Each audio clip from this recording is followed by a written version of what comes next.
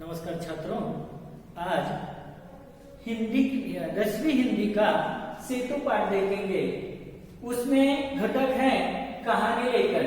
तीसरे दिन के आधार पर हमने कहानी कैसी होती है उसकी जानकारी तथा वीडियो के माध्यम से, ऑनलाइन के माध्यम से देख ली है।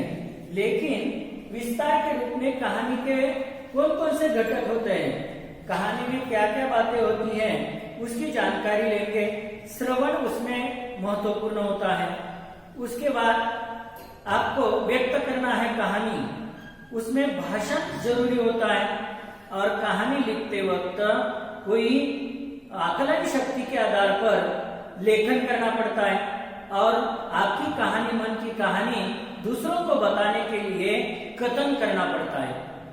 इसी कहानी के आधार पर 3 प्रकार होते हैं कहानी के। कहानी के कौन कौन से प्रकार होते हैं? कहानी के लगभग 3 प्रकार होते हैं। पहला प्रकार है असंबद्ध शब्दों के आधार पर कहानी। कोई आगे पीछे संबंध नहीं होता शब्दों का, उसी शब्द दिए जाते हैं, उस शब्दों के आधार पर कहानी लिखी जाती है। मुद्दों के आधार पर कहानी, अब ढांचे के आधार पर भी कहा जाते हैं, मुद्दे दिए जाते हैं, उसी पर आपको आगे पीछे जोड़कर कहानी लिखनी है। और तीसरा प्रकार है सुवचन और मुहावरों या कहावतों के आधार पर कहानी लेकर। कोई सुवचन दिए जाते हैं, उसी को देखकर, उसी को ज्ञात में रखकर कहानी लिखनी है। और कोई कहावतें होते हैं, मराठी में उसे मनी बोलते हैं, मनी के आधार पर यानी कहावतों के आधार पर। ऐसे कहानी के 3 प्रकार हैं, हमने देख लिए। अभी कहानी के बीच में कौन कौन से महत्वपूर्ण घटक है उसकी जानकारी हम हासिल करेंगे। कहानी लिखते वक्त कौन सी बातें याद रखनी है? पहले कहानी सुननी चाहिए। कहानी पर प्रश्न पूछे जाएंगे, अध्यापक आपको कहानी बताएंगे। वह कहानी सुनकर आपको पिछले पीरियड को मैंने कहानी सुनाई थी ऑनलाइन के माध्यम से। कहानी पर कोई सवाल पूछे जाएंगे। कहानी कौन कौन से घटक महत्व है कहानी में? कहानी लेकर, कथा लेकर, कथा, उपन्यास और आख्यायिका। आख्यायिका यानी जो देहातों में, ग्रामीण गांवों में जो आख्यायिका होती है उसी के आधार पर कहानी बोली जाती है। आदि पर चर्चा करना है आपको। आख्यायिका तथा कथा, उपन्यास, कहानी, उसी पर चर्चा करनी है। अपनी कल्पना शक्ति, आपके मन में कौन कौन सी कल्पनाएं आती है, भाव आते हैं, विचार आते हैं, उसी को साथ लेकर कहानी लेखन करना है।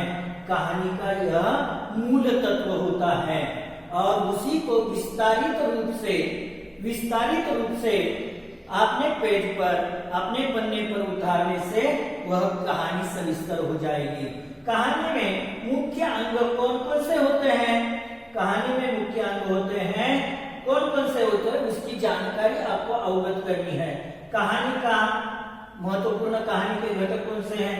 पहला शीर्षक होता है, जो आपको पूछा जाता है, पहचान किससे होती है? आपके नाम से होती है। इसी तरह कहानी का शीर्षक, कहानी का नाम ये जरूरी होता है। उसी में दिए हुए मुद्दे, कोई घटक होते हैं, कोई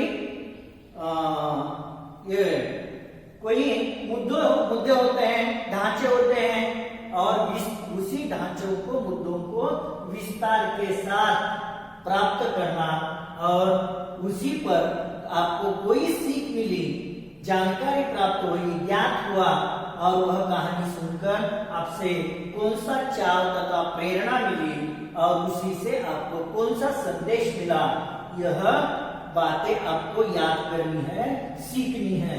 छात्रों के विचार कौन कौन से हैं, विचार कैसे हैं, वह आपने स्वमत से, स्व अध्ययन से सीखेंगे और सामने आकर आप कहानी सुनाएंगे। अभी देखेंगे हम एक कहानी दिया है और कहानी आपके सेवा सिद्धू की किताब में दी है। हरिपुर, मैं कहानी बताते देता हूँ। हरिपुर गांव में कुछ लड़कियां थी। सभी लड़कियां पढ़ने में बहुत होशियार थी, लेकिन उस गांव में हर साल सूखा पड़ता था। सूखा, अकाल, मराठी दुष्काळ पड़ता था।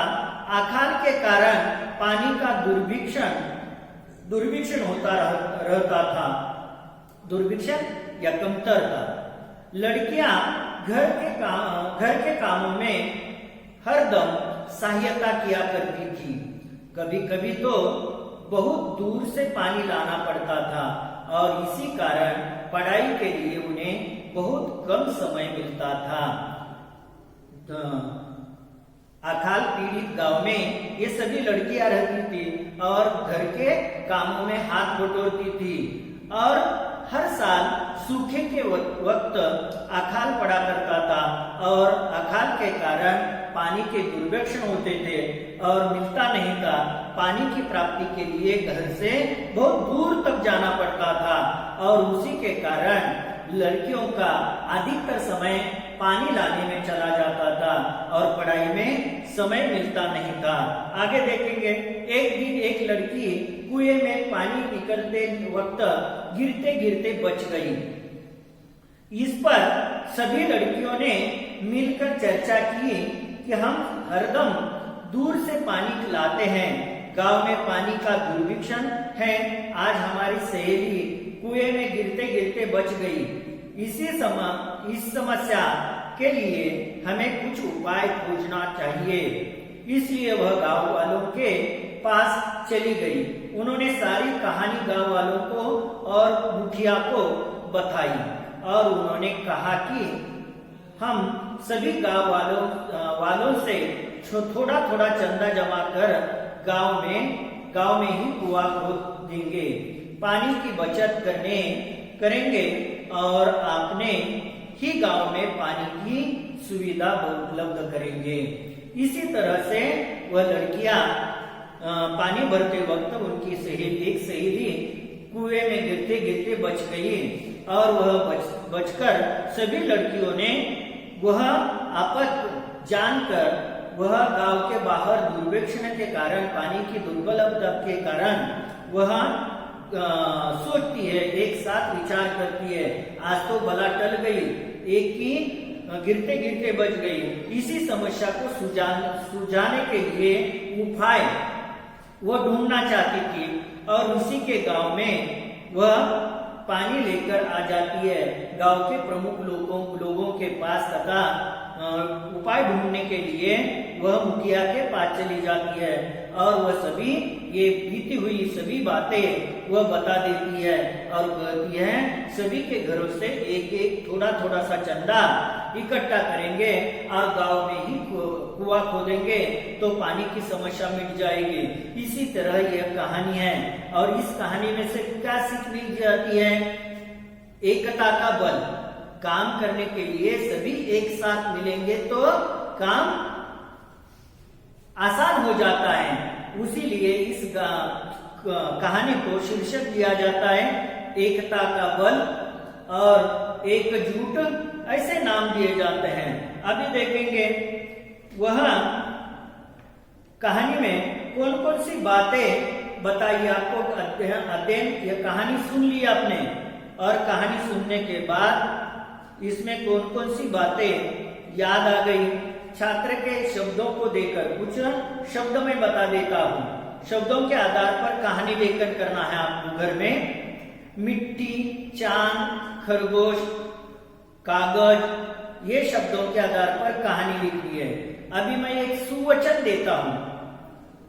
सुवचन के आधार पर कहानी कैसी लिखी जाती है यह सुवचन सुनिए। परहित सरिस धर्म नहीं भाई। फिर से सुनिए। परहित सरिस धर्म नहीं भाई। इसी आधार पर आपको कहानी घर में आपने कॉपी में लिखनी है। इसी तरह से आपने कल्पना के आधार पर कुछ कहानियां लिखनी है। आपको कल्पना इन शब्दों के आधार पर करनी है। अलमारी, गिलहरी, चावल, के पापड़, छोटा बच्चा, ये पूरक साहित्य आपको दिया है और उसी के आधार पर आपको कहानी सुननी है या आपको कहानी लिखनी है।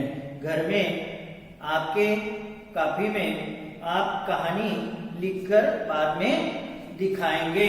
इसी तरह से ये पाठ आज यहाँ पर खत्म करेंगे। करो।